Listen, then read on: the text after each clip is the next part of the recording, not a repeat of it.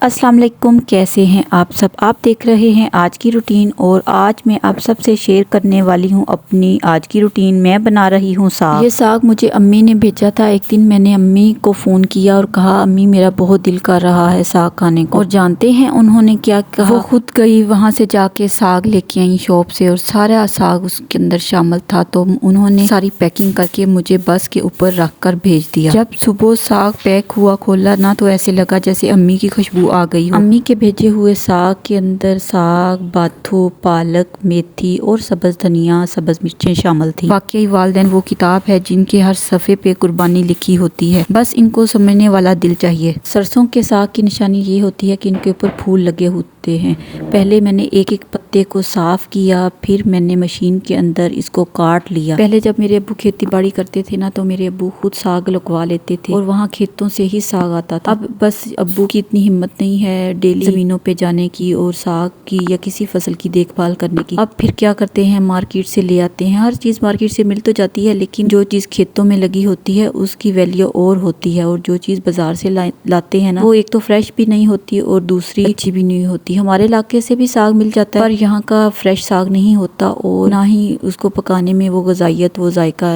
नजर आता है, क्योंकि यहाँ पे गंदे पानी लगते हैं। तो गाँव की जो जमीनों का पानी वो जमीन से फ्रेश पानी होता है, कोई केमिकल नहीं होता, सेहत के लिए भी अच्छा होता है। साग को बड़ी एहतियात से धोया गया क्योंकि ना बारिश नहीं हुई। जब बारिश नहीं होती ना तो पौधों और दरख्तों के ऊपर हर चीज़ के ऊपर मट्टी मट्टी धुआं धुआं पड़ा होता है। बारिश हो जाती है तो खुद ब खुद फिजा साफ हो जाती, पत्ते धुल जाते हैं और ज़ाहिर है हर फसल ही धुल जाती है।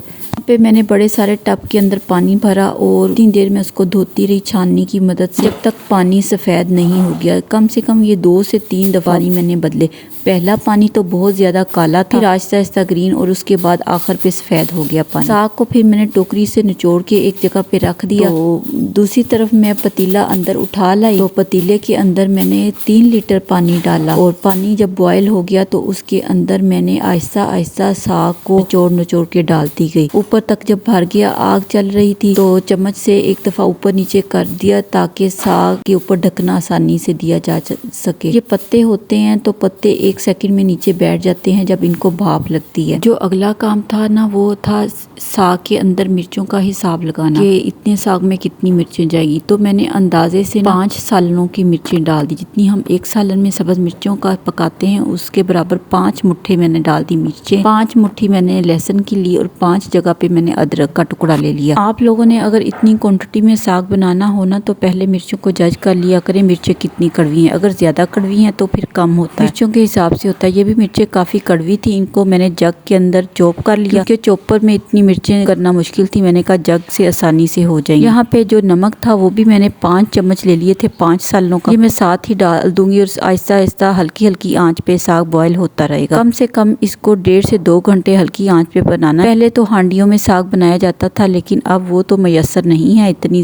बड़ी बड़ी, साग भी तो हमने ज्यादा क्वांटिटी में बनाना होता है। यहाँ पे मैं धो रही थी कपड़े, पैंटों को मैंने निकाल लिया। शर्टें और पैंटें डाली थी सुबह धोने के लिए, वो यहाँ पे धुल गई थी और साग वाला कपड़ा भी था जो नीचे फर्श पे बिछाया था। मेरी आदत है कि मैं हर हफ्ते की हफ्ते बेडशीटें उतार के धो लेती हूँ। अगर ज्यादा मुझे लगे कि कुछ गिर गया है या गंदी हो गई है तो बीच में भी बदल लेती हूँ बेडशीटों को। यहाँ पे ये मैंने एक सर्फ वाले डब्बे के अंदर छोटा सा कप रखा हुआ है, वो मैं एक भर के डाल देती हूँ। ये मशीन सर्फ कम लेती है, इसकी ये क्वालिटी है। और यहाँ पे मैं आ गई थी बाहर टेरेस वाली तरफ। यहाँ पे हल्की हल्की धूप थी और हल्की हल्की हवा भी चल रही थी। स्मोक की वजह से धूप हल्की हो जाती है सर्दियों में। तो पैंटों को मैं उल्टा ही डाल रही हूँ क्योंकि पैंटों के सीधा करके डालूं या शर्टों को, फिर आजकल स्मोक का सीजन है तो मट्टी मट्टी गिरती रहती है और डस्टी हो जाती है। तो पैंटों को और शर्टों को मैं हल्की हल्की धूप पे डाल के अंदर चली गई। साग तो यहाँ पे बन ही रहा था, साथ मैंने सोचा कि आटा गूंदा ताकि आटा थोड़ा सा पहले गूंदा हुआ सही हो जाता है। आटे को भी रेस्ट देनी होती है। यहाँ पे मैं आटा गूंद रही थी 2 टाइम का, मैंने कहा शाम का भी गूंद लूं। मेरे बच्चे कहते हैं कि हमें बस ना हर वक्त पराठे पराठे मिलते रहे। तो पराठा भी ना ताज़े आटे का बहुत अच्छा बनता है। अगर फ्रिज वाला ठंडा आटा हो ना तो रोटी बनाना ही महाल हो जाता है।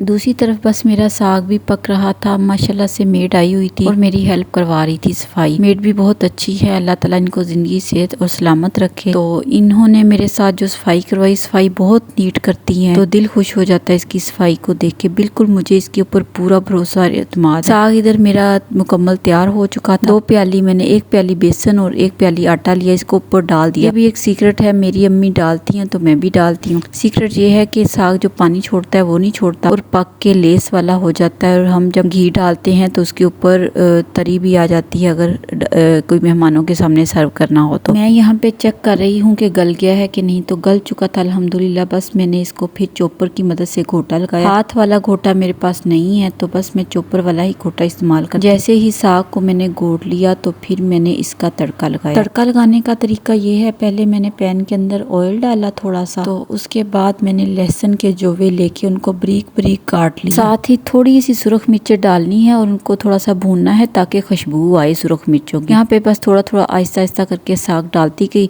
और थोड़ी देर उसको मैंने पकने दिया और साथ में मैंने जीरा पाउडर भी डाल दिया। तकरीबन 5 मिनट तक ये साग पकता रहा। यहाँ पे मैं आप सबसे रिक्वेस्ट करूंगी, चैनल को लाइक और सब्सक्राइब करना बिल्कुल नहीं भूलना। मैं बना रही थी यहाँ पे दिन के टाइम पराठे। मक्खन वाले पराठे मुझे भी अच्छे लगते हैं और बच्चों को। दिन के टाइम है, साग के साथ मक्खन वाले पराठे। होती तो वैसे मकई की रोटी मजे की है, लेकिन पराठे भी बच्चे बहुत शौक से खाते हैं। मकई का आटा तो नहीं था, ना मैंने मंगवाया, ना मेरा दिल ही कर रहा था मंगवाने को। तो बस ये है कि रेसिपी कभी उसकी भी शेयर करूंगी। साग को तड़का लगा दिया, ऊपर फ्रेश मक्खन रख दिया और साथ में पराठा था।